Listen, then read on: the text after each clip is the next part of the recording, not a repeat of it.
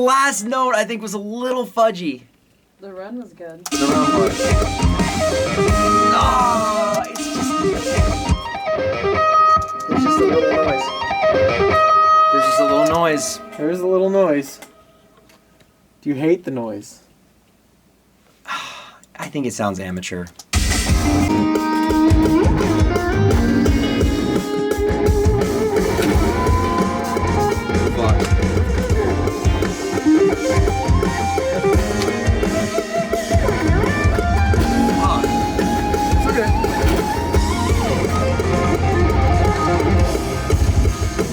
Tricky. Okay.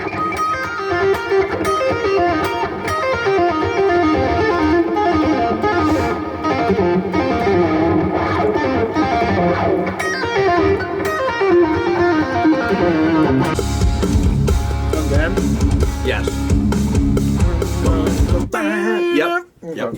I wrote a poem in high school, won this poetry contest.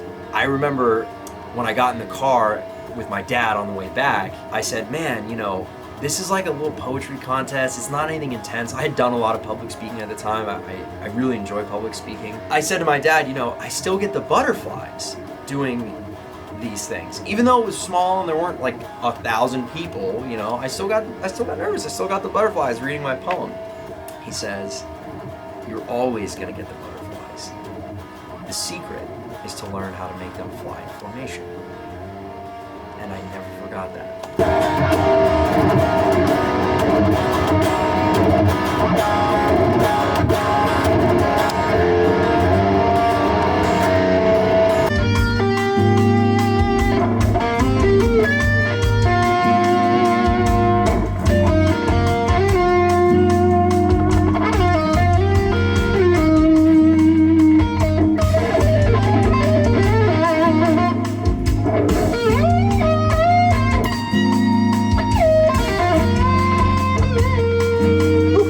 Time.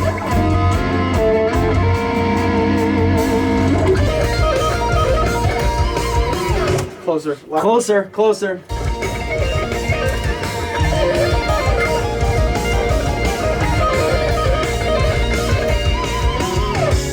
I started it on a weird time, but you might be able to use it.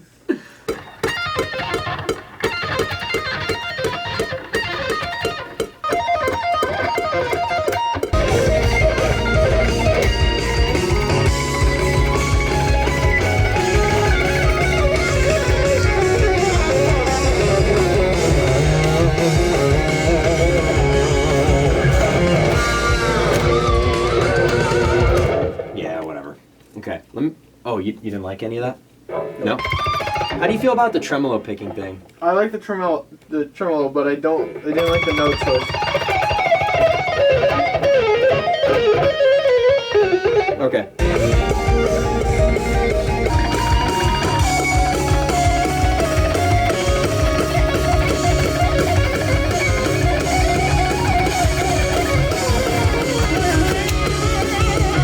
Yes, that was good.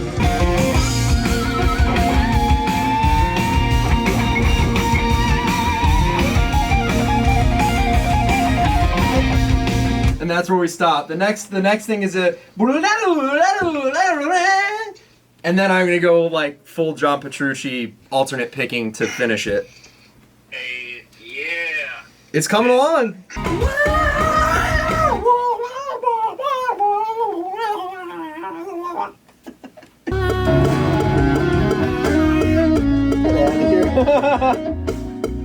Okay, that's it for the first line. Then I'm gonna tune back.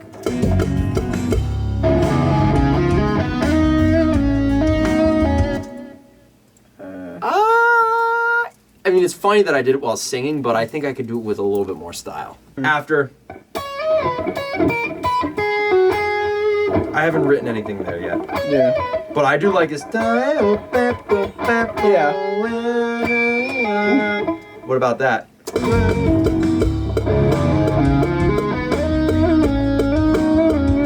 Had any fun? This whole experience. I haven't had fun. Sucked. I haven't had fun. You know what? I have fun when I go to bed at night. I'm like, we're done with that shit for the day. I need to have some fun. So, we're gonna be tracking leads. That's gonna be so fun. No, it's the same shit. Did we get it? Did we get it? I need to have some fucking fun. Play that shit.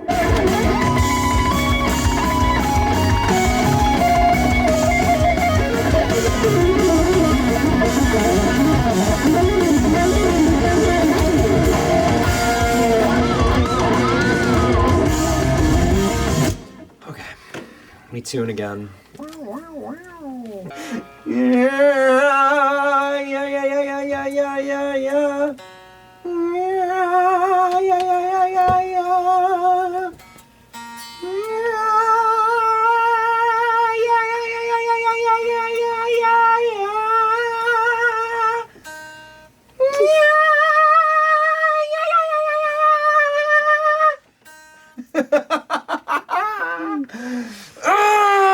I'm so sick of this album.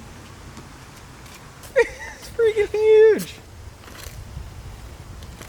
It's bigger than Dante's ego. If you peek once, know you're gonna try. I know you're gonna die. If you peek twice, The best. I know you're gonna die. If you peek twice.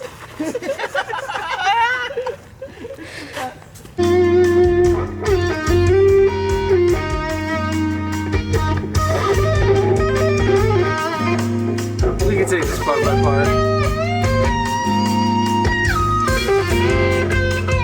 Yeah, I think so.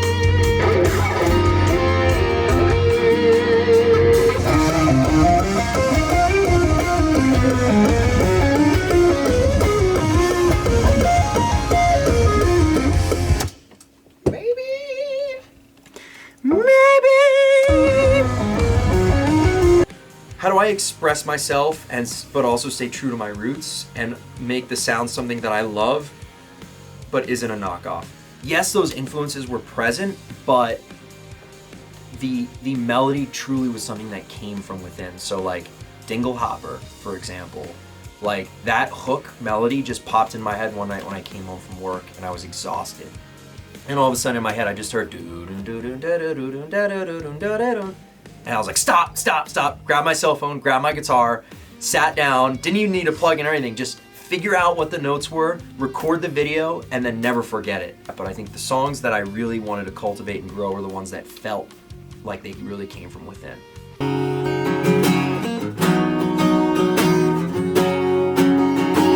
Yeah, it's a little muddy. It's very boomy. Let's try to start like try the pencil. You can actually figure really out cool. that it's on 12.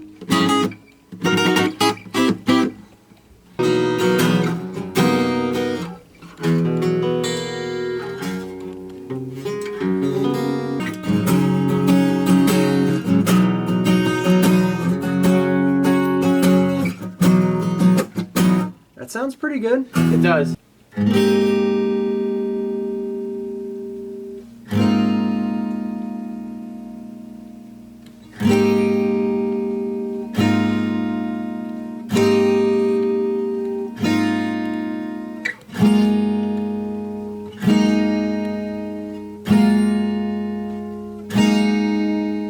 The first notes of this were written 2.5 years ago.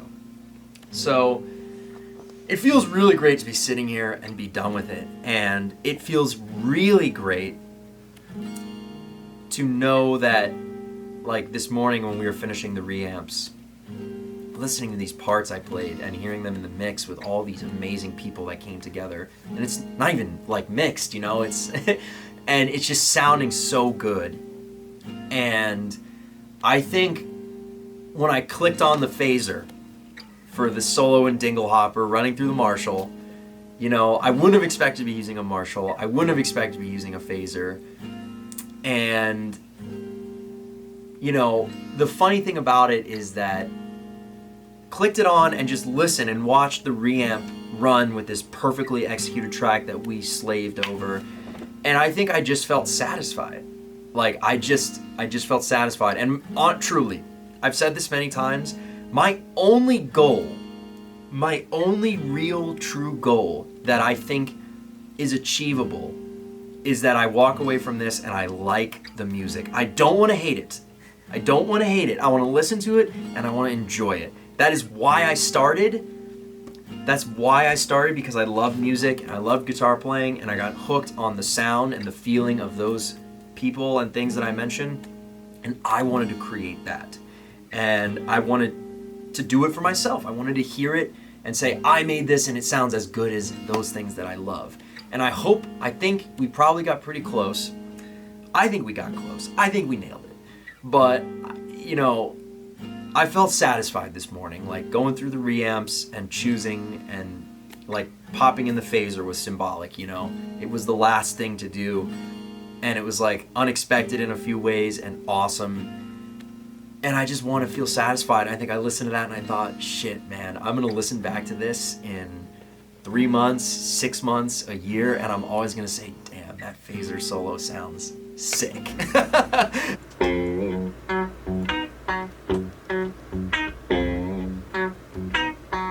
Okay, don't really like what we got. Yeah, let me redo it. Yeah, I feel like the part is so staccatoed. Yeah. It would even sound cooler if it was even edited further. I agree. You know what I'm saying? Make it unnatural. Yeah, like even if it does sound unnatural, it's almost like a texture It's kind of the you know, point. Yeah. Rather than look what I can do. Exactly. Oh no! It's the Opie riff. It will forever be known as the Opie riff. Oh my god, I hate you. I hate you. Why'd you have to say that? Why'd you have to say that, man?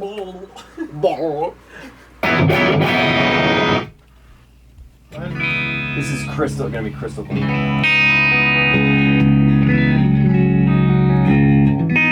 like that a lot. I like the clean a Oh, lot. the Vi clean is phenomenal. Yeah. And I knew it would be because the Carvin Legacy amp has an unbelievable clean tone.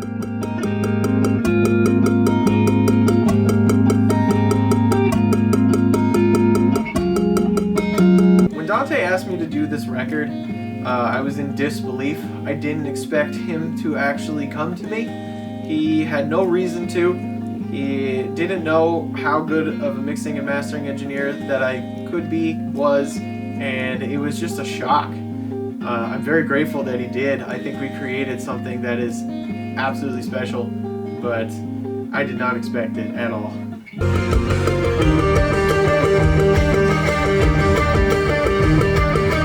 But I fucking nailed it, baby! Come on, let's go! Let's go! Woo! Let's go! It's about to be a good day. It's about to be a good day. It's about to be a good day! Woo! I think the second rotation wasn't as good, so is it cool if I use the first? Yeah, use the first one. Okay, cool. Please, it's fine.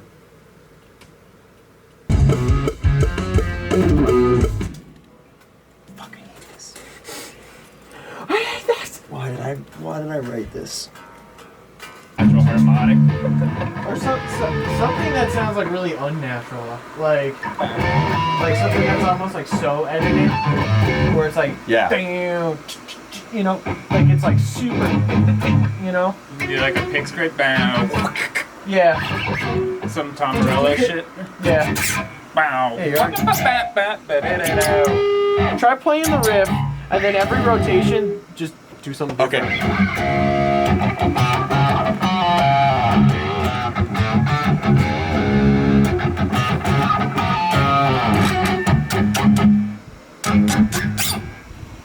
You could do that at the end, or like even if you had like more of a note where it's like, you know. There's a lot of good to be said with Dante and his work mentality, and how much he cares about the people involved in the product. He's not someone who's just like, oh, you're doing a job for me. He's someone who, if he chooses you, he invests in you.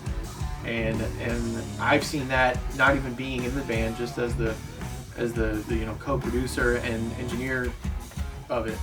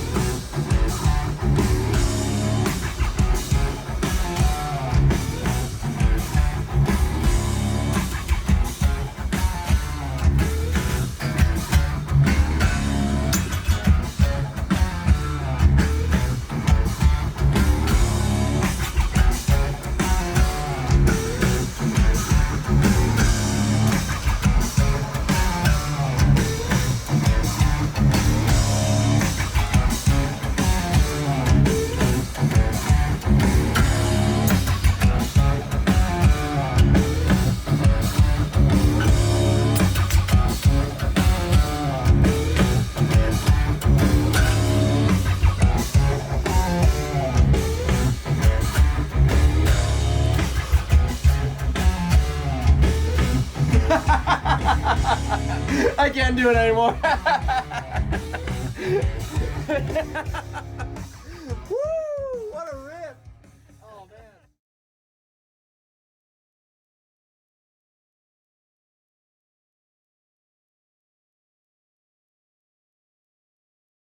Brendan since I was 5 years old. We grew up together in the same hometown. We were in my first band ever together called Chasing Xanadu. Look us up on YouTube. My first gig ever, Chasing Xanadu. We played Spirit of the Radio at my high school talent show. Brendan played bass, I played guitar. It was insane. It was one of the best moments of my life. So Brendan I've known for a long time, and we had a music bond that just got really powerful in high school. And then we went different ways in life. He's an engineer. He went to New York for college. He ships out on merchant marine ships and works on engines. And all throughout the time we were in college and law school, and now me being a lawyer and him in shipping, we've always stayed close, and if not gotten closer over time, and we've always wanted to make music together. We've always done it. He worked a lot on my second solo album. He did a lot of work on that, and we just love a lot of the same things. We play video games together probably multiple nights a week. I mean, we're very, very close. I joke that he and I are married, and like even if we wanted to get rid of each other, we couldn't. We annoy the hell out of each other sometimes. We're stuck together though. That's Brendan. He's a brother. And then the next person I met was Benny West, who ironically played the least on the album, but that's okay. Ben I met, oh, this is a great story. I met Ben doing VIP at an intervals show. We were the two VIP people to meet and greet, hang out with Aaron before the show. And this was a few years ago. And we met, we both did this little VIP thing. And then afterwards we started talking. We just hung out during the show, and we stayed in touch and got connected on Instagram and checked out each other's music. And there was just kind of an instant mutual like, dude, I love what you're doing. You're a great player, nice guy. And we stayed in touch. And then he came down and played some shows with me in my previous iteration of my solo band. And, he came down from college and his parents' house, and he was going back and forth and did these crazy long drives just to play a 30-minute set. But it was awesome. He's a great dude and just such a technical, hard-working guitar player, writes, prolific writer, technician on the guitar. Awesome. And he's also very, very read up on the memes of the day. So he helps me stay connected to the youths. And then after that, actually one of the shows that I was playing with Ben at Jam and Java, we did a couple shows opening for Tony McAlpine, Virgil Donati, and then Tony McAlpine again. So Virgil Donati was when we met Nathan, and Nathan was Virgil's drum tech. This is my favorite story. Out of all the stories, I love all the stories, this is my favorite one. I was sitting at the merch booth with Nathan, waiting to do our sound check. The Virgil band was sound checking. And we were talking, and of course it's Nathan. He had his snare pad, and he was running things, and the dude never stops playing. He is a monster. I admire his work ethic more than he will ever fully understand. But he was there on his pad and whatever, and we were talking and shooting the shit and getting to know each other a little bit. And then I think I went off and sat with my band, and because we were waiting to sound check, and then all of a sudden, Virgil Donati, one of the most incredible drummers, in the world, obviously one of Nathan's huge heroes, and we had just been talking about how he got the gig to be his drum tech, and it was so cool. Virgil stops playing, and he goes, and he just gets up from the throne, goes out into the crowd, and he goes, Nathan, and there's no crowd, but goes out into the room and says, Nathan, come up here. Waves Nathan up, hands him the sticks, or Nathan brought, whatever, he said, play that groove. And I was sitting in the side of the restaurant, bar, Jam and Java in Virginia, I'm watching this happen going, he's going, Virgil just tapped him in so that Virgil could listen to the mix in the audience perspective. And I was like, oh man, this is so cool. Turns out it was actually the first time that Virgil did this to Nathan, and it happened a lot on the tour, which is awesome. Nathan goes up there, without any hesitation, just starts immediately playing the groove perfectly. Exactly the way Virgil had just been playing it. And I was like, bro, that guy is good. That guy is good. And it's one of those things where it wasn't a flashy groove. It was like a shuffle. It wasn't anything flashy. It was the fact that he did it with such confidence and such feel and command. I just knew, I'm like, that dude is a player. And we obviously stayed in touch, and you know, that I got him in that, you know, just through that. Reese also met at Jam and Java. We were opening for Tony McAlpine and also Shireman. And Reese was playing with Shireman on that tour. He was playing bass. And he did... The music's crazy. Like, Shireman's music is awesome. Really intense. 7-8 minute prog songs. Really difficult. So just to play that is one thing. I met him before the show, Reese, and he was just the nicest guy. So nice, so down to earth. And then I saw him play, and he sounded incredible. And then he did this big fretless bass solo. And I was just like, dude, that guy is a player. I need him too. And that's kind of it. That's how I met everyone. And then Eric, we met, I did not forget you. We met at Philly Guitar Club. Our good buddy Dave Weiner started this little called Philly Guitar Club. But it's just a little jam group actually in Philly, not in Scranton. That's something I drive up to not this year, but once a month for the last few years while I was in law school, just to go up and jam and hang out and meet new people who play guitar. Always a great time. Have so much fun. I just learned so much by being around players of that caliber.